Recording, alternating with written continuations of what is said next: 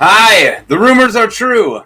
My name is Taco, and welcome to Something to Talk About. And here, that's my name down there.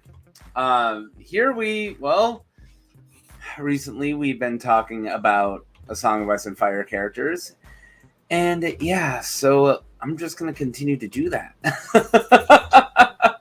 I make one take, really long videos about A Song of Ice and Fire characters, lesser known A Song of Ice and Fire characters, ones you might know about if you've read the books and the history books and all that that stuff. But you know, I mostly try to focus on the stuff you guys or the characters that won't get big spotlights. They'll never be in a show. They'll never, you'll never see a cosplayer of them or whatever. And I'm gonna finally highlight my first female character. I don't know how I've not done one yet, but I've been doing these white cloaks for my White Cloak Winter. So I did a video for Lucamore Strong, Lucamore the Lusty, and I did a video for Aemon the Dragon Knight, and I did a video for Sir Boris Blount. And I wanted to do a video where I got to talk about the War for the White Cloaks. And I was like, any of them should I talk about? Should I talk about Sam Good of Sour Hills? Should I talk about Pete the Woodcock, best nickname ever, by the way? Or should I talk about, I don't know, Willem the Wasp? And there's a character who's more interesting than all of them, in my opinion, and that is Jonquil Darke.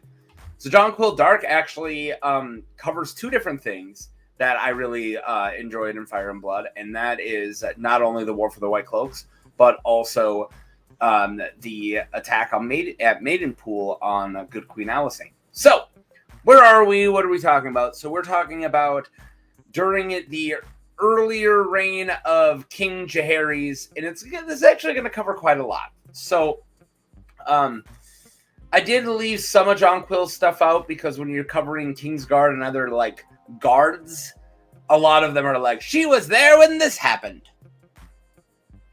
I don't need to cover that, right? I don't need to bring that up. So keep in mind, if there was a big event during Jaehaerys' time, she was there when that happened. But I want to talk specifically about Jonquil Darke herself. So let's get into it. Here she is, the beautiful Jonquil. The war for the White Cloaks at the Golden Wedding. So it all starts here, right? So the Golden Wedding was a wedding between I guess I should just read the card. The Golden Wedding was a lavish wedding on the 7th day of the 7th moon in the 7th month. Good old Smarch. That's a Simpsons quote reference. All right, the 7th moon of 49 AC. That's what we're talking about. 49 years after the War of Conquest. And the Dowager, awesome word, Queen Alyssa Valerian, the mother of the King Regent, or mother and regent. See, I shouldn't even read these. I can't even read them right. The mother and regent of King Jaehaerys I, and Rhaegar Baratheon is who she was marrying, the Lord of Storms and the Hand of the King. And then I wrote, clearly Rhaegar was reaching for more power. But I did end up liking Rhaegar in the end. Yeah, I did. So this takes is 49 AC, 49 years after the War of Conquest, and Jaehaerys is the 4th king. We had Aegon the Conqueror, Aenys the Meh, and Maegor the Cruel. So after Maegor died, with the help of Rhaegar and other people, Jaehaerys got to take the throne.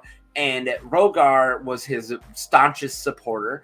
And afterwards, after they got the throne, he decided, why don't I marry the Dowager Queen?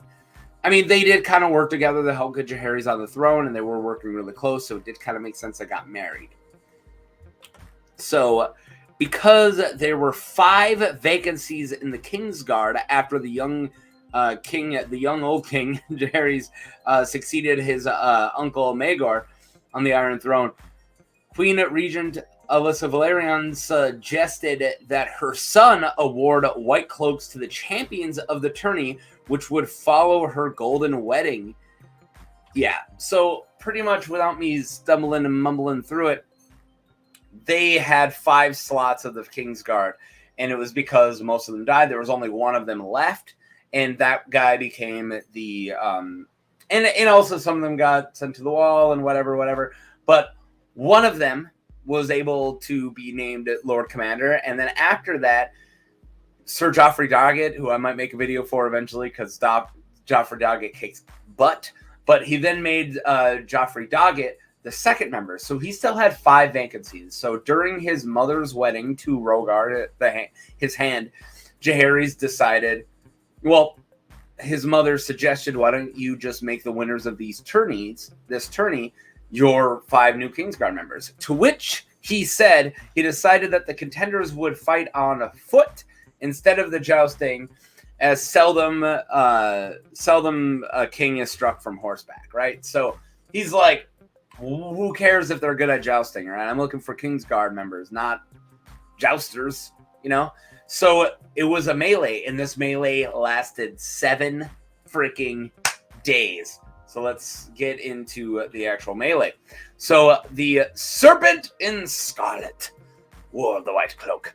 I do have a short on the War of the White Cloaks. You can tell how much recently I've just been thinking about this time, because I also have a short on House Mountain that will come up later. The tourney lasted 7 days, with the jousting tilts overshadowed by the wild melees and bloody duels. Hundreds of knights competed with axe, spear, and sword for the honor of serving in the Kingsguard. Several colorful competitors became favorites of the small folk, such as Sir Willem Safford, the fat knight they called Kego Whale.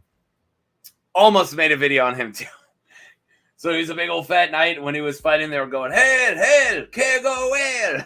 It's pretty funny. But he lost. So then he lost. So then Sir Tom the Strummer got some, notice, and then he lost.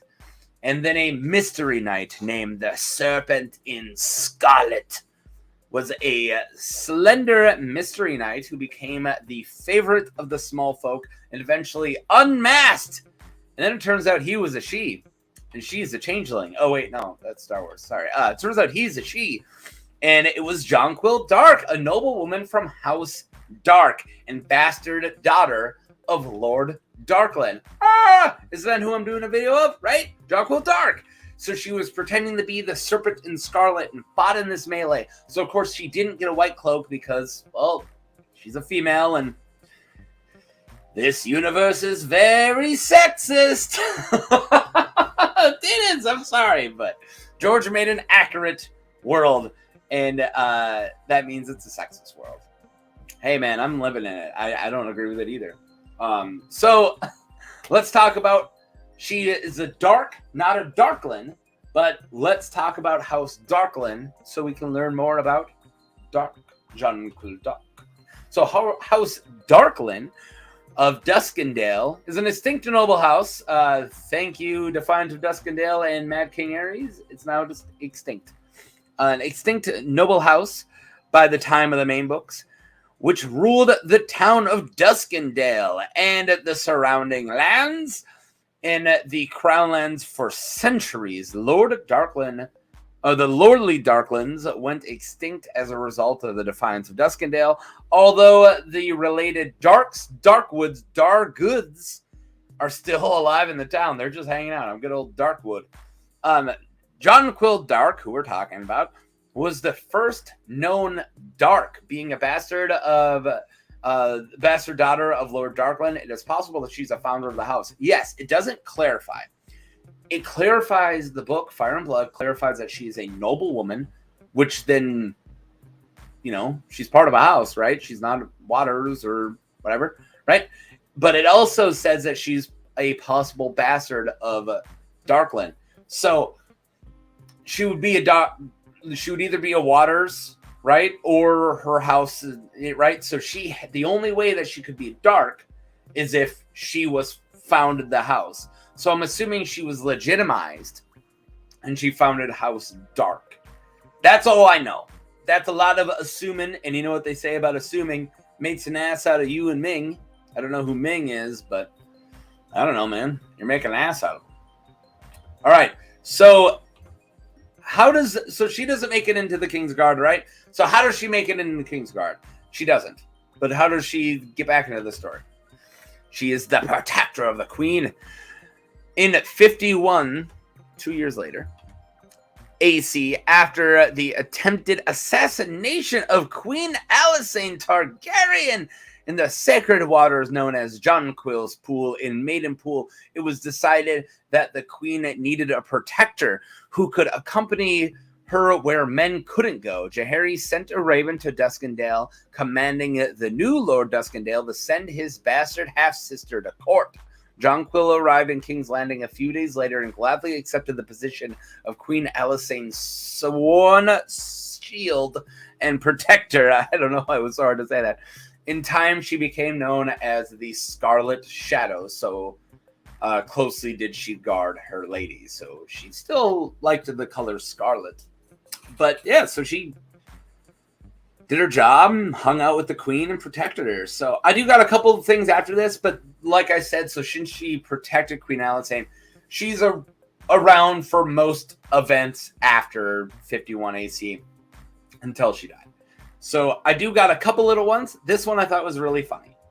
So the serpent rode a dragon. When the High Septim passed away in 54 AC, so 3 years later, Jaehaerys and Alysanne traveled to Old Town upon their dragons to pay their respects and to influence the choice of the next High Septim. They took 2 protectors with them, and to balance the weight for the dragons, Jonquil rode with King Jaehaerys on Vermithor, while Joffrey Doggett on the of the Kingsguard rode with Alysanne on Silverwing. Am I fucking missing something here? Okay, I get it, kind of, right? So Silverwing, Vermithor, and they put the guy with the girl and the girl with the guy instead of 2 girls, 2 guys to balance the weight. Are they on a seesaw? Like, Vermithor can't handle 2 people? Is that what we're getting at? That 2 men would have been too much for Vermithor, so, you know, he had to switch off with Jonquil Darke? Maybe? But Vermithor was a big old mean dragon. So was Silverwing. Well, maybe not mean. I love Silverwing. But it seems weird. I feel like I'm missing something. Maybe it's just that. Maybe it's just 2 men would have been too heavy for Vermithor, so we're balanced. But they don't need to balance the scale, right? Like, the dragons aren't, you know, they don't have to weigh the same. They don't have to bring them to a dragon weigh station. I don't know what I'm missing here, but I did think it was a cool little thing that she got to ride a dragon. Got to ride Vermithor with my favorite king. No, maybe it's not my favorite king. One of my favorite kings. Shares the name of possibly my favorite king. Anyways, boom. The duel in the north. This is really cool. So Jonquil traveled with Queen Alysanne when she went on the progress to the north in 58 AC. A small tourney was staged in White Harbor by House Manderley in the Queen's honor. One of the competitors was a wildling woman captured by rangers north of the wall and given to one of Lord Theomore Manderley's knights to foster. Impressed with the woman's daring, Alysanne had Jonquil spar with her, and the 2 women dueled with sword and spear. Well, the Northmen roared in approval. I thought this was so cool, right? Like, this wildling, like, lady's just being all awesome as a spear wife, and then Queen Alysanne's like, Jonquil, you're also a lady boss. You're also a badass lady. You want to go down there and make all the guys freak out? And, yeah, sure. And they went and sparred, and everyone was like, oh my god, look at this. I thought it was a cool story. So I left that in. I did leave out things like she guarded Sarah during her whole thing, Sarah Targaryen's whole thing. And there's just some other stuff, but mostly these were kind of my main ones I wanted to hit. So yeah, so that's Jonquil Darke. I think she's a really interesting character. And if they were to do a Fire and Blood during Jaehaerys' time, I would love that. And I would also love to meet Jonquil Darke, because she seemed like kind of the Brienne of her day, but she was a lot more accepted, it seems. Maybe because she was more feminine, but you don't hear anything about her being this, you know, thing people dislike, and a lot of people dislike Brienne for not following gender norms. And Jonquil didn't she didn't follow gender norms. She was still a warrior, but she wasn't hated. And I thought that was actually really cool. And yeah, so there you go. That's my video that I got to touch on War of the White Cloaks, got to touch on this other stuff, and Jonquil Darke. So yeah, there we go. I got to talk about Queen Alysanne getting attacked in Maiden Pool as well, and that's why, so since she couldn't bring her knights protectors into the pool of Jonquil's pool, so she got attacked. I also think it's kind of funny that Jonquil's pool is where she got attacked, so she called Jonquil Darke. Lots of Jonquils going on here. And there you go, man. Happy Saturday. Sorry I didn't get the video out on Friday, but I was busy. I don't want to put anything out on that day because there was something more important going on somebody else's channel I had to be a part of. If you're interested in seeing more of my Song of Ice and Fire content, there's a playlist. Check it out all over the channel. And I'm starting to kind of pull back away from my Song of Ice and Fire shorts. And I'm going to start doing more Star Wars Legends shorts. All right. Thanks for watching. And, you know, enjoy being in a melee. Go win a white cloak or something. Bye.